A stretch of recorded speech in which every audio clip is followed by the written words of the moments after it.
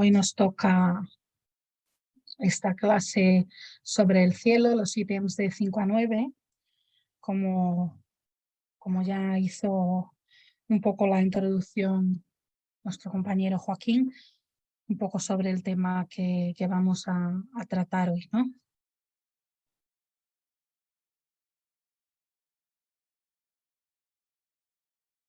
Hoy.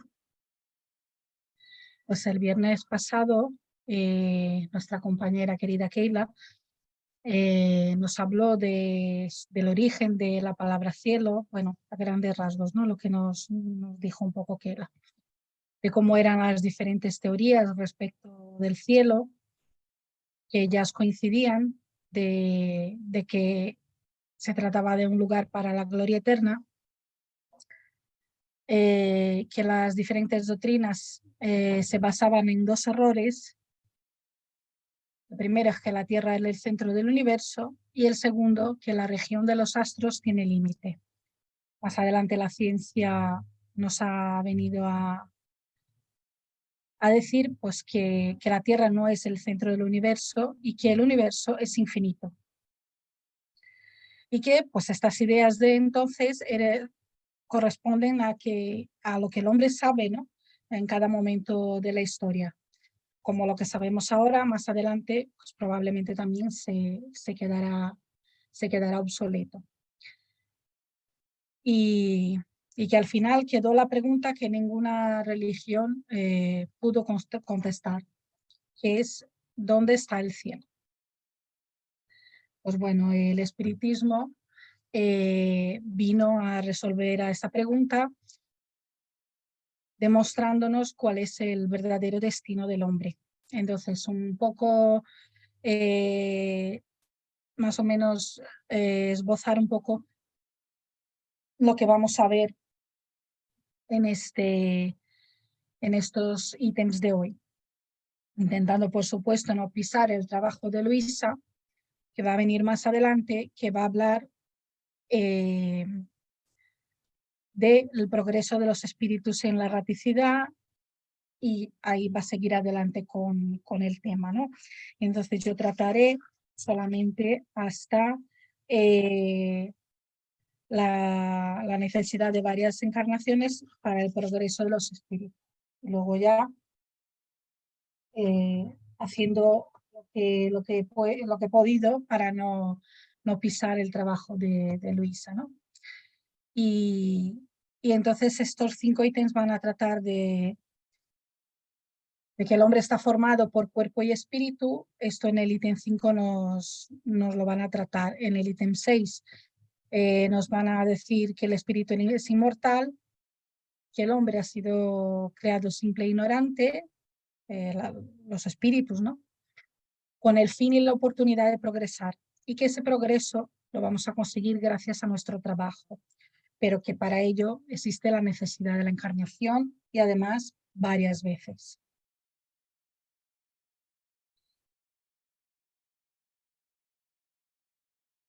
He dado solamente, aparte de lo que nos viene a decir el cielo y el infierno, he hecho algunas aportaciones del libro de los espíritus, de alguna lectura complementaria, pero simplemente he dado unas pinceladas para complementar lo que nos dice Kardec aquí en el cielo, el infierno, la justicia divina según el espiritismo, para que luego también entre nosotros podamos debatir un poco, no sobre lo que lo tenemos claro, sobre la composición del hombre, pero sí cómo vemos, ¿no? Esa necesidad de la encarnación, y también reflexionar un poco cómo podemos hacer para aprovechar al máximo esta oportunidad tan difícil que nos ha sido concedida, ¿no? Entonces vamos a seguir adelante con la teoría para que nos quede un tiempecito para debatir entre nosotros. El ítem 5 nos viene a decir que el hombre está compuesto de cuerpo y espíritu. que el espíritu es el ser principal, el ser racional, el ser inteligente, y el cuerpo es la envoltura material que viste temporalmente el espíritu para que él pueda cumplir su misión en la tierra y ejecutar los trabajos necesarios para su propio adelantamiento. Nos viene a decir que el cuerpo gastado se va a destruir y el espíritu va a sobrevivir a esa destrucción. Que sin el espíritu el cuerpo pues no es nada, es una materia inerte, como un instrumento privado del brazo que le hace obrar, pero sin el cuerpo el espíritu lo es todo, vida e inteligencia. Dejando el cuerpo, dejando el cuerpo, el espíritu vuelve al mundo espiritual del cual salió para encarnarse. Hay entonces el mundo corporal, que está compuesto por los espíritus encarnados, y el mundo espiritual formado por los espíritus desencarnados. Los seres del mundo corporal, por el mismo hecho de tener esa envoltura material, han de residir aquí en la Tierra o en otro planeta cualquiera. Y el mundo espiritual está en todas las partes, alrededor nuestro, en el espacio, puesto que el espacio no tiene límite, es infinito. En razón de la naturaleza fluídica de su envoltura, los seres que la componen, en lugar de arrastrarse penosamente por el suelo, traspasan las distancias con la rapidez del pensamiento. La muerte del cuerpo es la rotura de los lazos que los cautivaba.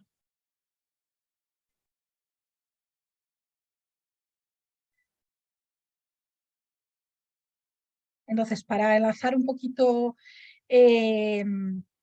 con lo que hemos visto con Keila, ¿no? Las ideas que se tenía del cielo, os he traído la pregunta 1012 del libro de los espíritus, que nos habla, que nos hace la siguiente pregunta. ¿Existe en el universo un lugar circunscrito afecto a las penas y goces de los espíritus según sus méritos? Es decir, el paraíso, el infierno, el purgatorio. Y nos vienen a contestar los espíritus. Ya hemos contestado esta pregunta. Las penas y los goces son inherentes al grado de perfección de los espíritus. Cada uno toma de sí mismo el principio de su propia felicidad o desgracia. Y como están por todas partes, ningún lugar circunscrito y cerrado está afecto a uno con preferencia a otro. En cuanto a los espíritus encarnados, son más o menos felices o infelices, según el mundo que habiten, esté más o menos adelantado. Así pues, el infierno y el paraíso no existen tales como los hombres lo representan. Y dicen los espíritus que esas no son más que figuras, que en todas las partes hay espíritus felices o infelices. Pero que no obstante, según también hemos dicho, los espíritus de un mismo orden se reúnen por simpatía, pero cuando son perfectos pueden reunirse donde quieran. La localización absoluta de los lugares de castigo y recompensas no existe, más que en la imaginación de los hombres, y proviene de la tendencia de estos a materializar y circunscribir las cosas, cuya esencia infinita no pueden comprender.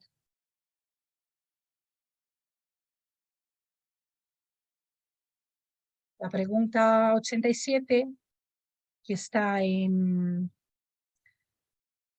el libro de los espíritus, en el capítulo de Mundo Espiritista o de los Espíritus, nos viene a traer la pregunta: ¿ocupan los espíritus una región determinada y circunscrita en el espacio? Y nos contestan que los espíritus se encuentran por todas partes y de ellos hasta lo infinito están poblados por espacios ilimitados. Los hay constantemente a vuestro lado, que os observan e influyen en vosotros, a pesar vuestro, porque son uno de los poderes de la naturaleza e instrumentos de que se vale Dios para realizar sus miras providenciales. Pero no todos pueden ir a todas partes, pues hay regiones prohibidas a los menos avanzados. Y en la pregunta 278, también de del libro segundo, Mundo Espiritista o Mundo de los Espíritus, en el capítulo 4, la cuestión 278 nos trae la pregunta: ¿están confundidos los espíritus de diferentes órdenes? Y los espíritus contestan: sí y no, es decir, se ven, pero se distinguen los unos de los otros, se separan o se aproximan según la analogía o antipatía según los sentimientos, como sucede entre vosotros. Forman un mundo cuyo reflejo oscurecido es el vuestro. Los del mismo grado se reúnen por una serie de afinidad, forman grupos o familias de espíritus unidos por la simpatía y por el fin que se proponen. Los buenos por el deseo de hacer el bien, los malos por el de hacer el mal, por la vergüenza de su falta y por la necesidad de encontrarse entre seres semejantes a ellos. Lo mismo sucede en una gran ciudad, donde los hombres de todos los grados y de todas las condiciones se ven y se encuentran sin confundirse, donde las sociedades se forman por analogía de gustos, donde el vicio y la virtud se codean sin relacionarse. Vamos a pasar al ítem 6, que nos va a hablar del origen de los espíritus. Nos va a decir que fueron creados simples e ignorantes, que la oportunidad de progresar y de adquirir todo nos cabe a nosotros, siempre conforme a nuestro libre albedrío. Y nos vienen a decir que los espíritus son creados sencillos e ignorantes, pero con la oportunidad de adquirirlo todo y progresar en virtud de su libre albedrío, que a través del progreso adquieren nuevos conocimientos, nuevas facultades, nuevas percepciones y como consecuencia nuevos goces, y comprende lo que los espíritus atrasados no pueden ni oír, ni ver, ni sentir, ni comprender. La dicha está en proporción al progreso obtenido, de manera que de dos espíritus, uno puede no ser tan feliz como el otro únicamente porque no está tan adelantado intelectual y moralmente, sin que deban estar cada uno en distinto sitio. Aunque ambos estén juntos, uno puede estar en tinieblas, mientras que todo puede ser resplandeciente para el otro. Ocurre lo mismo entre un ciego y una persona que ve, que se dan la mano. Este último percibe la luz que no produce impresión alguna en el ciego. La dicha de los espíritus, siendo inherente a las cualidades que poseen, la toman en donde la encuentra, en la superficie de la tierra, en medio de los encarnados o en el espacio. Una comparación vulgar hará comprender aún mejor esta situación. En un concierto se encuentran dos hombres. El primero es un buen músico con oído fino y el segundo sin conocimientos musicales y poco oído. El primero experimenta una sensación muy agradable, mientras que el segundo se queda insensible, porque el uno comprende y percibe lo que no produce impresión alguna en el otro. Así sucede con todos los goces de los espíritus. Están en proporción de su aptitud para sentirlos. El mundo espiritual tiene en todas partes esplendores, armonías y sensaciones que los espíritus inferiores, todavía sometidos a la influencia de la materia, ni aún vislumbran, y solo los espíritus purificados lo perciben.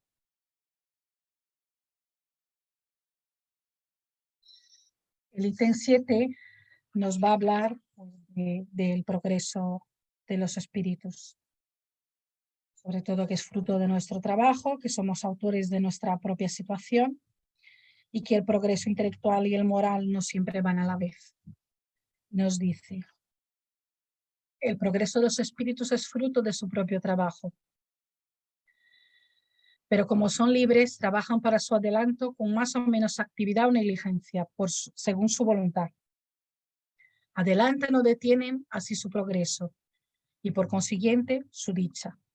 Mientras que unos adelantan rápidamente, otros se estacionan durante muchos siglos en rangos inferiores. Son pues los autores de su propia situación, feliz o desgraciada según estas palabras de Cristo, a cada uno según sus obras. Todo espíritu que queda rezagado solo debe culparse a sí mismo, así como al que adelanta le corresponde el mérito de ello. La dicha, que es obra suya, tiene a sus ojos un gran precio. La bienaventuranza suprema solo es peculiar de los espíritus perfectos, es decir, de los espíritus puros. Solo la alcanzan después de haber progresado en inteligencia y moralidad. El progreso intelectual y el progreso moral rara vez marchan a la par, pero lo que el espíritu no hace en un tiempo, lo hace en otro. De esta manera que los dos progresos concluyen al llegar a un mismo nivel. Esta es la razón del por qué se ven frecuentemente hombres inteligentes e instruidos muy poco adelantados moralmente y viceversa.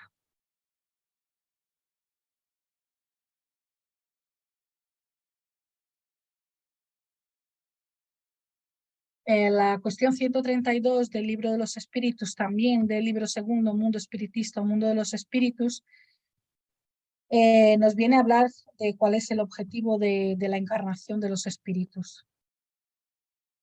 Y la pregunta es, ¿cuál es el objetivo de la encarnación de los espíritus? A la que los espíritus responden. Dios se la impone con objeto de hacerles llegar a la perfección, y para unos es una expiación y para otros una misión. Pero para llegar a la perfección deben sufrir todas las vicisitudes de la existencia corporal. En eso consiste la expiación. La encarnación tiene también otro objeto, y es el de poner el espíritu en disposición de cumplir su tarea en la obra de la creación, para cuya realización toma en cada mundo un cuerpo en armonía con la materia esencial de aquel, y ejecutar bajo ese aspecto las órdenes de Dios, de manera que concurriendo a la obra general, el espíritu progresa también. La acción de los seres corporales es necesaria a la marcha del universo, pero Dios, en sabiduría, ha querido que esta misma acción les sirva de medio de progreso y de aproximación a Él. Así es, como por una ley admirable de su providencia, todo se encadena y todo es solidario en la naturaleza.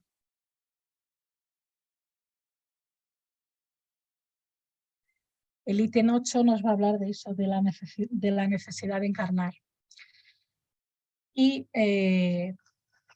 básicamente lo que nos viene a decir es cómo se puede llegar a ese progreso moral e intelectual del espíritu. Y nos dice que la encarnación es necesaria para alcanzar tanto el progreso moral como el intelectual del espíritu.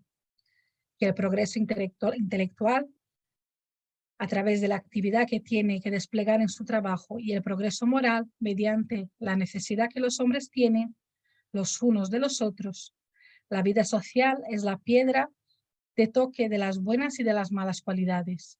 La bondad, la maldad, la dulzura, la violencia, la benevolencia, la caridad, el egoísmo, la avaricia, el orgullo, la humildad, la sinceridad, la franqueza, la lealtad, la mala fe, la hipocresía. En una palabra, todo lo que constituye el hombre de bien o el perverso tienen por móvil, por objeto y por estimulante las relaciones del hombre con sus semejantes. Para que el hombre que viviera solo no habría ni vicios ni virtudes, si por el aislamiento se preservará del mal, anula del mismo modo el bien. Es decir, que si el hombre viviera solo, no podría tener ni vicios ni virtudes, porque no tendría este convivio que tiene el hombre por ser sernos seres gregarios, y es en esta convivencia, en esta necesidad de los demás, que al final van a aparecer lo bueno y lo malo que tenemos, ¿no? Y si estamos en el aislamiento nos preservamos del mal, pero también vamos a anular todo el bien que pudiéramos hacer, porque no lo vamos a poder hacer, porque el bien se va a hacer al prójimo, que no lo vamos a tener ahí a nuestro lado. Así en el libro de la reencarnación de Gabriel Delan nos va a hablar de la necesidad de la encarnación en la tierra. Y nos dice que, asumiendo que el principio espiritual pasó a través de la serie animal para llegar progresivamente a la humanidad, No me alejo de la tradición espírita porque Allan Kardec en la Génesis acepta perfectamente esta posibilidad y la justifica, demostrando que es una explicación lógica de la existencia de los animales y el papel que representan en la Tierra. Así es como se expresa que tomando la humanidad en el grado más bajo de la escala intelectual, entre los salvajes más atrasados, uno se pregunta si ese es el punto de partida del alma humana. Según la opinión de algunos filósofos espiritistas, el principio inteligente, distinto del principio material, se individualiza pasando por diferentes grados de espiritualidad. Ahí es donde el alma ensaya para la vida y desarrolla sus primeras facultades por el ejercicio, es decir, su tiempo de incubación. Alcanzar el nivel de desarrollo de este estado recibe las facultades especiales que constituyen el alma humana. Habría así una filiación espiritual del animal al hombre como hay una filiación corporal.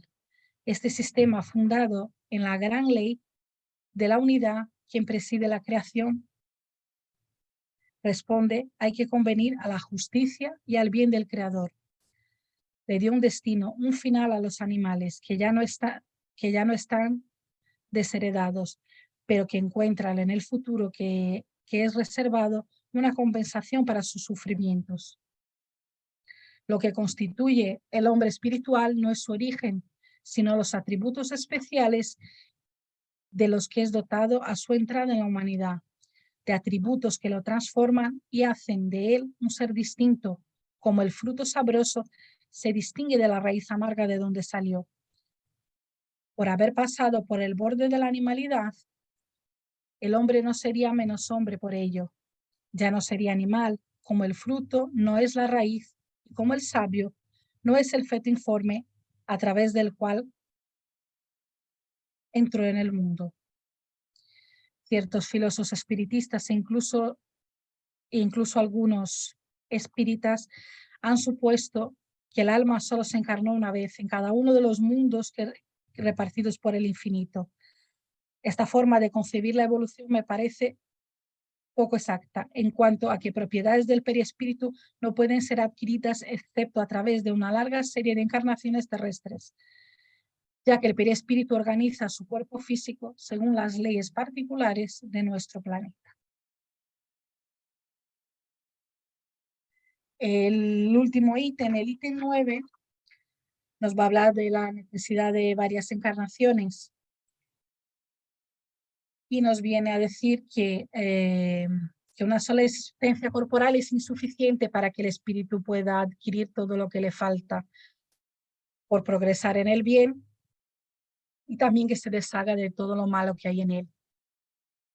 Y el salvaje, por ejemplo, podría quizá en una sola encarnación llegar al nivel moral e intelectual del hombre civilizado más adelantado.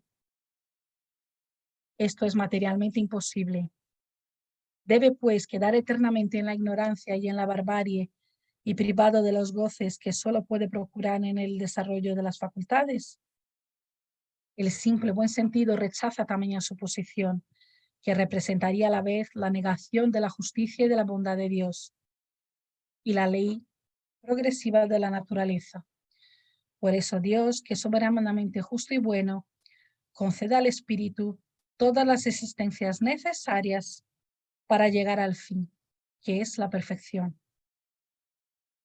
En cada nueva existencia el espíritu trae lo que ha adquirido en las precedentes, en aptitudes, conocimientos intuitivos, inteligencia y moralidad. Cada existencia así es un paso adelante en la vía del progreso. La encarnación es inherente a la inferioridad de los espíritus. No es necesaria para aquellos que traspasaron el límite y que progresaron en el estado espiritual o en las existencias corporales de los mundos superiores, que nada tienen de la materialidad terrestre.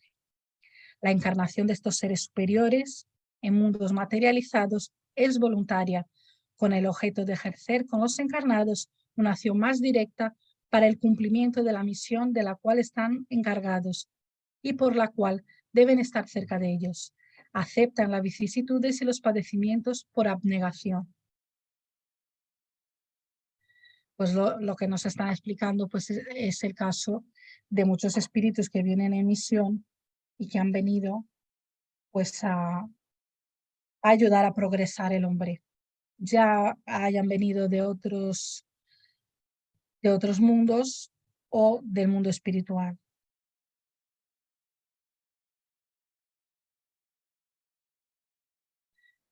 La cuestión 718, perdón, 780. Está en el libro tercero del libro de los espíritus, en las leyes morales, en la ley del progreso. Y nos viene a poner la cuestión. El progreso moral sigue siempre el intelectual. Y contestan los espíritus, en su consecuencia, pero no siempre le sigue inmediatamente. ¿Cómo puede conducir el progreso intelectual al moral? Haciendo resaltar la diferencia entre el bien y el mal, el hombre puede entonces elegir.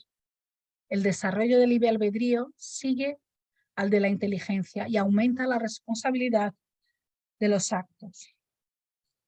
¿A qué se debe entonces que los pueblos más ilustrados sean a menudo los más pervertidos? El progreso completo es el objeto, pero los pueblos como los individuos no llegan a él más que paso a paso. Mientras no esté desarrollado en ellos el sentido moral, hasta que puedan servirse de su inteligencia para hacer el mal, la moral y la inteligencia son dos fuerzas que solo a la larga se van a equilibrar.